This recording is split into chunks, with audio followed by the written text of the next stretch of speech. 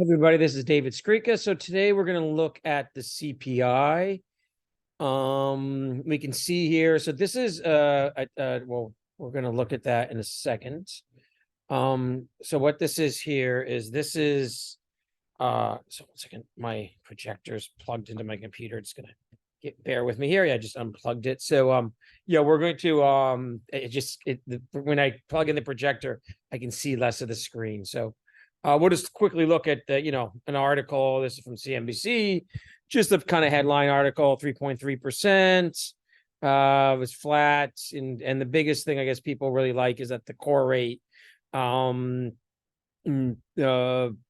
came in lower than expected as well. So easy core was 0.2 and 4% year over year, as against a forecast of 0.3 and 4.1. So it really does look like we've talked about here for a bit that the Federal Reserve is, basically done with rate hikes here. We're going to look at the Fed funds futures. You can see the next meeting is almost 100% chance that they do nothing. It's almost 100% chance they do nothing in January. And then actually you're starting getting into March. It's actually a bigger chance, a 1/3 chance that they will actually cut rates. And then if we go look at May here, yeah, you can see May is a more than 60% chance that they'll be cutting rates by at least a quarter, and a small chance that it's a half. Let's go out to July. That's a lot furthest to look out. And you can see, remember, right now, this is where we are right now. So there's no chance of rate hikes anymore. And so you're basically almost 100% chance by the end of July, with another 70% chance of it being about 50 basis points by the end of July. And then about a 30% chance that it's 75 basis points. Obviously, it could be more if the market really tanks, etc. So it does look like inflation has bottomed. I've been saying this for a while. It's part of the reason I took off most of my shorts.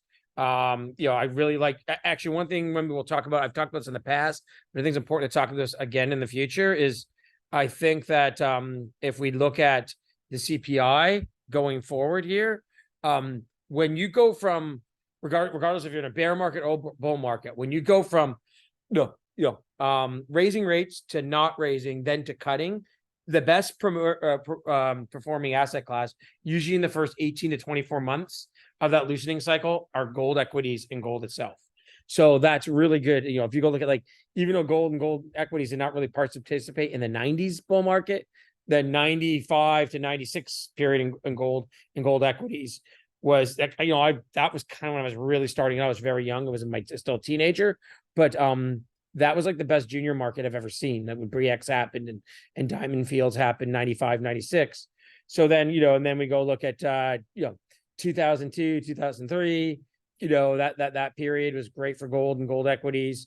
07, when they first started to cut rates, until everything crashed in 08, and just took gold down with it. Like that period from the summer of 07 to like the spring, summer of 08 was fantastic for gold equities.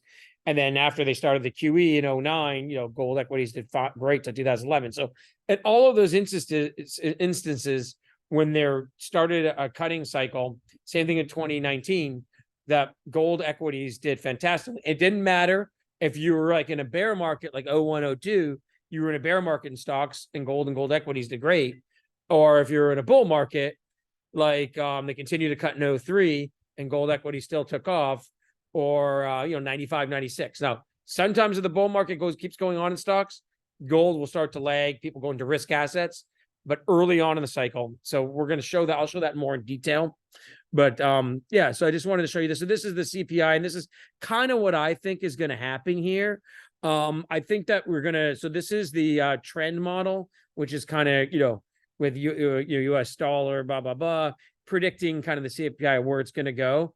And you can see it kind of does predict. You can see it spikes before to 8% in in late 20 or mid 2021, before in 2022, inflation really spiked. It's been falling since, and it's kind of saying that a 2 to 3% bottom in CPI over the first half of next year. And that's exactly what I kind of foresee. I see CPI maybe around this 3% range, late, 2.5 to 3% range, kind of bottoms, and that's when you see a couple of these rate cuts, because rates are going to be over 5%, and headline CPI is going to be 2.5%. So I think the Fed will be comfortable cutting to 4%, and then I think we might not take off right away, but if you, again, I've talked about this in the past. If we go look at the history of inflation, these inflationary cycles, there's usually not just one spike like this.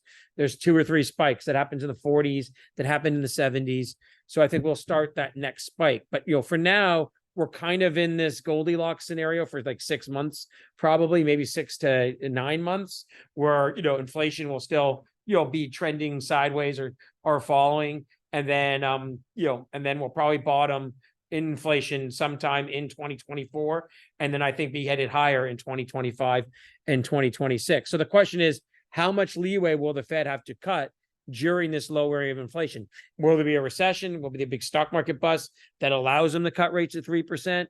Will it just kind of be this lull and they won't really able to be cut, and then they'll be in a really bad situation where inflation begins increasing in 2025, 2026, and maybe they only cut rates to 4, and then they start increasing again. And we all know the problems with the government debt. The interest payments of the debt are now close to $1 trillion. So anyhow, I just wanted to show you that. So like CPI today, the market rallied on it, gold and silver rallied on it, and it does look like, from what I've shown you, the Fed rate hikes are finally done. I've been predicting that for a while. Remember, in 2022, I was super hawkish. I thought that when inflation was 8%, people were like, "Oh yeah, the Fed's they're going to stop at 2 or 3%." I was like, "No, rates are going to go much higher unless the stock market sees a big crash. Rates are going to go much higher than people thought," and I thought that in 2022.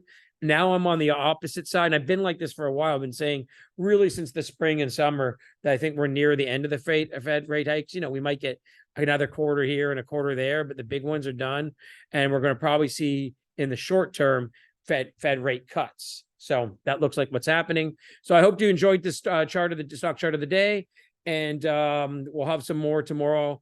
Probably this weekend, my more in-depth chart is going to be on those cycles with gold stocks, because I kind of got a little, pep in my step, or whatever you want to call it today, because it's been really frustrating with gold, and obviously, that's the industry I'm more connected in, and a lot of my income comes from doing consulting with companies, and that's pretty dead right now. So look, man, I'm a human being. I get depressed when maybe a business and financially, luckily my house is paid off, so it doesn't hurt me that much, but I do get depressed when my business slows down, and part of it's my own choosing, because I just don't think, other than a handful, like 1 or 2 companies I really like right now, it's not the time to be promoting companies en masse.